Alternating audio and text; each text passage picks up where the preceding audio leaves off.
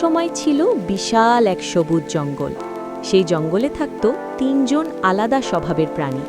ছোট্ট কিন্তু চঞ্চল কাঠবিড়ালি টুকু, গম্ভীর কিন্তু ন্যায়পরায়ণ সিংহরাজা বীর সিংহ, শান্ত, বুদ্ধিমান আর দয়ালু হাতি মহাবীর। তিনজনই আলাদা আলাদা জায়গায় থাকত, কিন্তু জঙ্গলটাকে সবাই নিজের বাড়ি মনে করত। কাঠবিড়ালি টুকুর স্বপ্ন। টুকু খুব ছোট, কিন্তু তার স্বপ্ন ছিল বড়। সে ভাবত, আমি ছোট বলে কি, আমি যদি বুদ্ধি আর সাহস ব্যবহার করি তাহলে বড় কাজ করতে পারবো। প্রতিদিন সে গাছ থেকে গাছে লাফিয়ে লাফিয়ে খবর রাখত, কোথায় পানি কমছে, কোথায় গাছ ভেঙেছে, কোথায় বিপদ আসছে। সিংহ রাজা বীর সিংহ। বীর সিংহ ছিল জঙ্গলের রাজা। সে খুব শক্তিশালী, কিন্তু অহংকারী নয়। সে বলতো, শক্তি দিয়ে সবাইকে ভয় দেখানো রাজত্ব নয়, ন্যায় আর দয়া দিয়েই রাজা হওয়া যায়। কিন্তু তার এক সমস্যা ছিল, সে ছোট প্রাণীদের কথা ঠিকমতো শোনার সময় পেত না। হাতি মহাবীরের জ্ঞান। হাতি মহাবীর ছিল সবার প্রিয়। সে ধীরে কথা বলতো, কিন্তু তার কথায় থাকত গভীর বুদ্ধি। সে বলতো, যে বেশি শোনে সেই বেশি শেখে। সে টুকুকে খুব পছন্দ করত। বিপদের শুরু।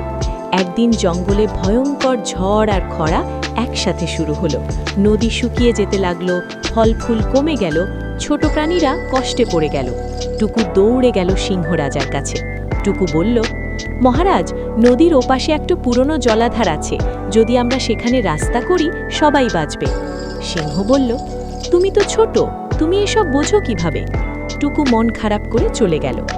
হাতির ভূমিকা। হাতি মহাবীর সব শুনে সিংহের কাছে গেল। হাতি বলল, মহারাজ, আকারে ছোট হলেও টুকুর চোখ তীক্ষ্ণ। বুদ্ধিকে অবহেলা করা বিপদ ডেকে আনে। সিংহ একটু চিন্তা করল। সত্যের প্রমাণ। পরদিন টুকু সবাইকে নিয়ে গেল সেই জায়গায়। হাতি তার শক্ত সুর দিয়ে মাটি সরালো, সিংহ তার নখ দিয়ে পাথর ভাঙল। হঠাৎ ঝরঝর করে পানি বেরিয়ে এলো। সব প্রাণী আনন্দে চিৎকার করে উঠল। সিংহের উপলব্ধি। সিংহ রাজা টুকুর সামনে মাথা নত করল।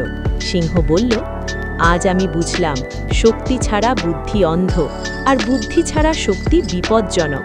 সে টুকুকে জঙ্গলের বিশেষ পরামর্শদাতা বানালো। বন্ধুত্বের শিক্ষা। তিনজন একসাথে জঙ্গলকে নতুন করে গড়ে তুলল। টুকু দিল বুদ্ধি, হাতি দিল পরিশ্রম, সিংহ দিল নেতৃত্ব। জঙ্গল আবার হাসতে শুরু করল। গল্পের শিক্ষা।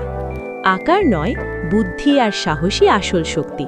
ছোট বড় মিলেই সুন্দর সমাজ। সত্য কথা শোনার মন থাকলে সবাই নেতা হতে পারে।